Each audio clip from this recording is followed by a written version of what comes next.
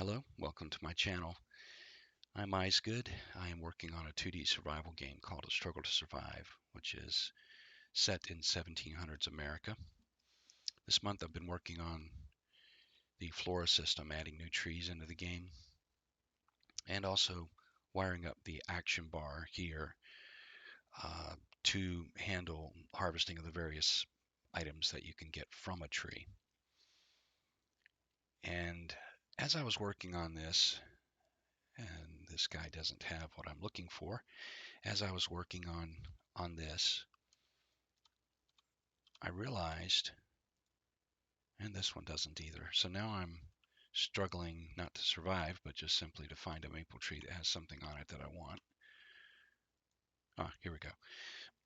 So as I was working on, wiring up these actions, I realized that one of the things that you can collect from a maple tree is, of course, maple syrup, right? So in setting the bucket, this is going really well. All right, so um, evidently this tree had a big knot in it, and that's where I selected where I was going to tap the tree. And basically, this process failed on that tree, so I can't tap that tree, even though it has maple. I can't tap it because I couldn't find a good spot. So let's try this one. So as soon as okay, here we go. All right. Okay, so I've got my bucket. And I was trying to set the bucket up, line up the the bucket so that it would be on the tree. And as I was doing that, I was thinking about, okay, so I've got the bucket placed. What do I do when I get the bucket off the tree and put it in the inventory? How am I going to see whether the bucket has sap in it or not? And then that got me thinking, wait a minute, I don't even have a way to deal with liquids. So even though in my sprint for this month, I'm supposed to be focusing on flora, kind of chased a rabbit and ended up yesterday and into last night building out a liquid system for the inventory. So the first question I had to ask myself and answer was, how am I going to represent liquid in the game? Now you've got a container, and you can open up a container like this tin cup. This is a container. When you open up containers in the inventory system, you have a slot where you drop something in. So how am I going to drop liquid, and how am I going to represent liquid in the game? Well, one thought I had was, okay, well, what if you've got a bucket in inventory and you double click to open the bucket? You can see, inside the bucket. It flips, you look in, you can see down into the bucket. And if it's empty, it'll look like this. And if it's got liquid in it, it'll look like that. Well, that works great for a bucket. But this kestrel, or excuse me, kestrel is how it's pronounced. I just learned about this last night. A kestrel. It is a leather container that holds water. It predates canteens, modern canteens, and I thought, oh, that's really cool. That's 1700s, early America. I've got to add that to the game. So I added it to the game last night. So I'm still trying to learn how to pronounce it. Kestrel, I think, is how it's pronounced. But anyway, that's not going to work for the kestrel because the kestrel has, a little spout with a cork in the top of it, or maybe a piece of a stick to stop the water from leaking out. That's not going to work. So I can't represent the kestrel or a canteen. I can't show the top of it and show the liquid content. But not only that, this liquid is clear. And what happens if I need to show red liquid or a different color, and that color blends into the bucket color such that it doesn't look like liquid? So just all kinds of challenges with doing it this way. And so then I thought, well, maybe what I can do is just keep it simple, stupid, and represent liquid with a drop. So if you look here in this wooden bucket, this bucket, not that bucket. I've got some liquid. And in this case, it's potable water or drinkable, clean water that you can drink. And so I decided to do that and basically come up with the concept of using various colors to represent the different liquids in the game. And by doing that, it solves the problem of seeing the liquid. It solves the problem of determining what the liquid is, what kind of liquid it is, and makes it to where I have liquid representation in the inventory system. Now, liquids are measured not in volume like the regular um, containers. Containers have volume measured in length, width, and height, and they also have the entire inventory system has a maximum weight that you can carry, based on player stats and all that good stuff. But liquid isn't going to be measured in volume. It's going to be measured in what the container can hold. So take a teaspoon, or in this case, it's actually a tablespoon, but take this pewter spoon as an example. Yes, the spoon is a container because it can hold liquid, and you'll need it when you're taking medicine. So I thought, well, we need a way to be able to measure it. And so I needed to update all the tooltips to support this concept of liquid and how the liquid measure is different than the dry measure or the, physical items that you put in inventory that are based on volume.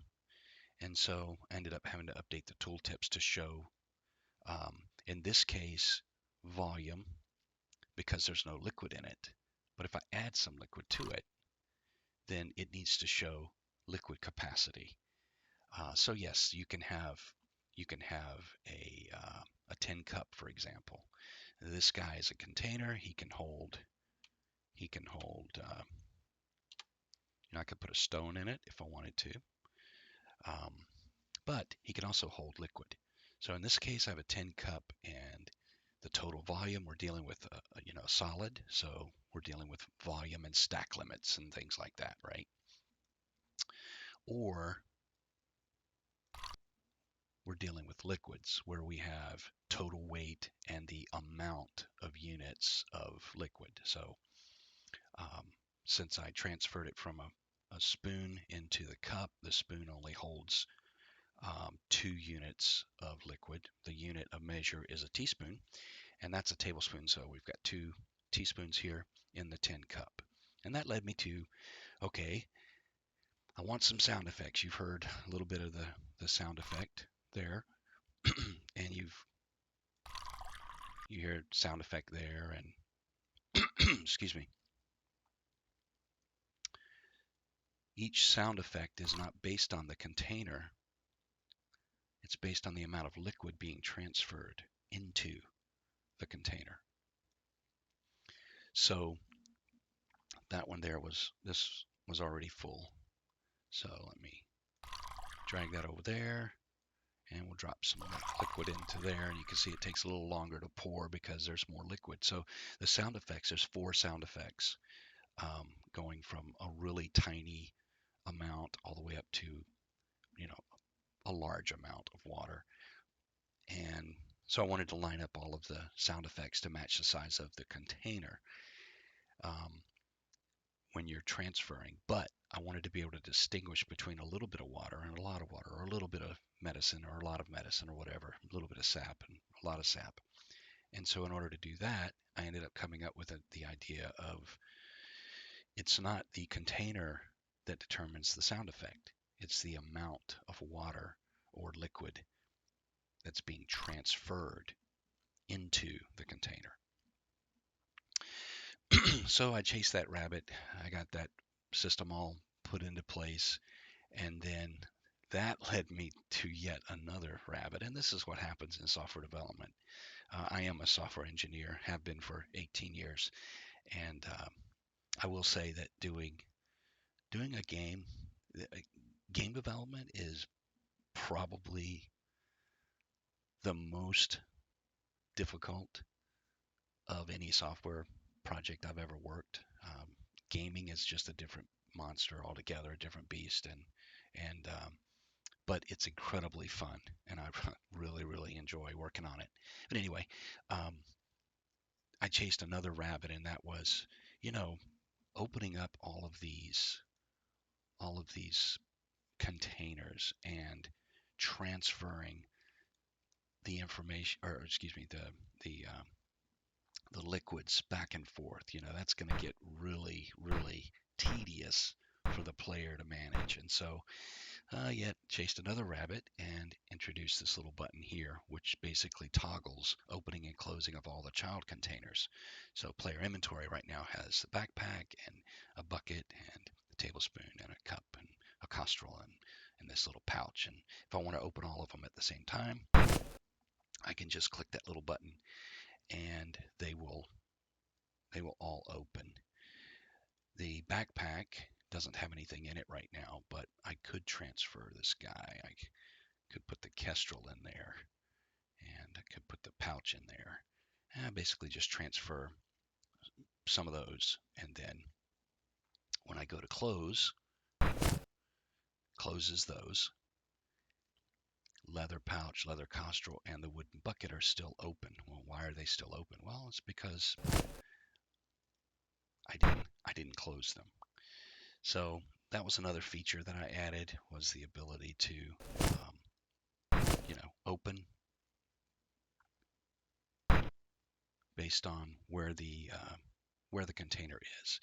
Now this inventory system has been really fun to work on. I have basically two different kinds of objects. I have inventory items and inventory containers. And containers can hold excuse me, can hold items. Containers can hold other containers, but only if the container is big enough to hold the child container. So the backpack is pretty big. It's got a pretty large volume, so it can hold, pretty much anything in my inventory that I want to throw into it. All right, well, I think that just about does it for development work yesterday. And I hope you've enjoyed the video. If you would like to continue watching and following along, please subscribe. I encourage you to do that. And if you liked this video and found it interesting and informative and fun, because that's what this is all about, creating a game that's fun, then please hit the like. Again, this is Eyes Good. Thanks for watching, and we'll see you next time.